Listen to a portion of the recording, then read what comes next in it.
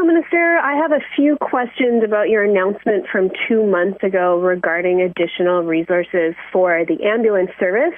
When you made the announcement, it was framed as taking immediate action to reinforce ambulance operations. Now we're learning that it's going to take 3 to 4 months before these resources are deployed. I'm also curious whether you're able to say how much money is being dedicated to these resources and whether any of the positions, whether the paramedics, the dispatchers, or the new ambulances have actually been hired or activated at this point in time, and if so, how much funding has been dedicated to that? Well, as I noted, first of all, the annual budget for the BC Emergency Health Services increased from $424.25 million to $559.12 million. That we added between 2017 and 2019, 115 positions. In the first half of this year, 271 new permanent paramedic positions were hired. And of course, these positions are in the process of being hired now. And they're real people.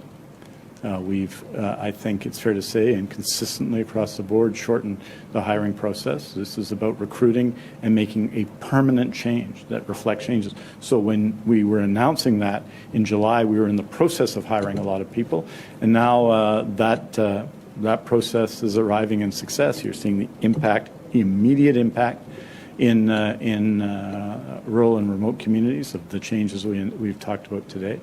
And the hirings that's going to support stations around, especially around Metro Vancouver, but other urban areas in the province. I think it's going, it's been going well, and is right on track of what we need to see happen. I also think that we have put consistently resources in place, and we identified those this summer to deal with, for example, weekends where we saw significant high heat, nothing like what's sometimes called a heat dome, but high heat throughout the summer, and we announced what those specific changes were put in place, and that was under the direction of our Chief Ambulance Officer. And I think all of these changes reflect our strong commitment to the ambulance service, and they're net increases. And hiring 271 people this year already, in addition to the ambulance paramedics and dispatchers, is important work. And they're real people. We don't conjure them.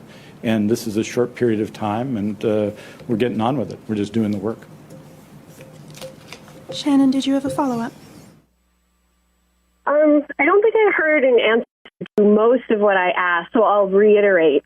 How much money is being spent on the 85 new full-time paramedics that were announced on July 14th, the 30 full-time dispatchers, and the 22 new ambulances? Have any of those positions being filled at this point in time? And if so, how much funding has been dedicated to filling those positions? As I just said, they are being filled. The ambulances are being ordered. The dispatchers' positions are being filled, and we're in the process of filling them. And they're all funded, and they're all in place, and they're all coming. And this is the work that we do. And I think when such an announcement was made, obviously, you don't hire everybody instantly. We're in the process of hiring a lot of full-time paramedics. We're transitioning people to full-time status at that time. The work's being done, and I think it's been done with real dispatch, if I may say, to use that term.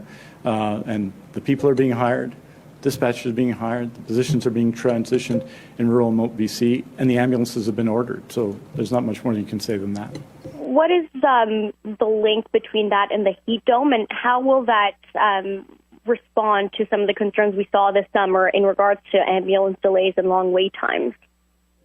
Well, I think what we've seen over the last 3 years is a significant increase in ambulance and paramedic workforce.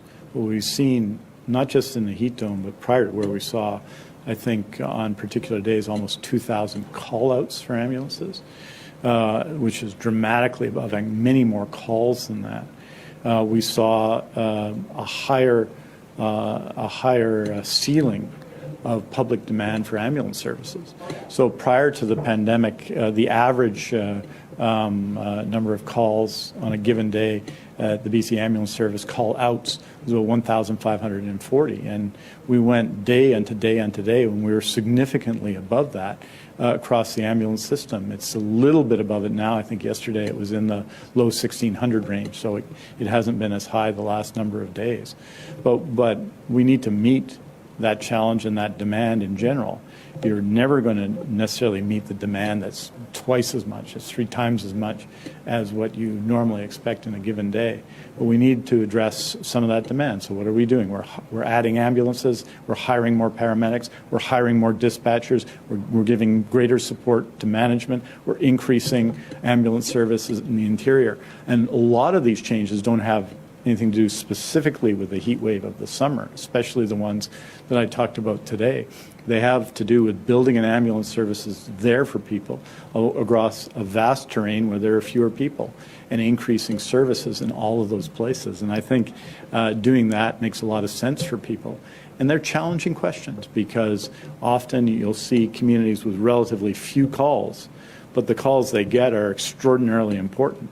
And how you manage that system, we do it in a number of different ways, including the development of community paramedicine around the province, which is something that came from a previous time when Mr. Abbott was health minister, and other measures we take to improve the ambulance system everywhere. So I think on balance, these are strong initiatives that respond, yes, to the events of the summer, but also respond to the needs of an ambulance system in the 21st century. And the idea that you can have a primarily on-call ambulance system in vast parts of the province in dealing with today's distribution of economic activity in the province, the idea that you can do that, we need to establish and solidify our ambulance service everywhere.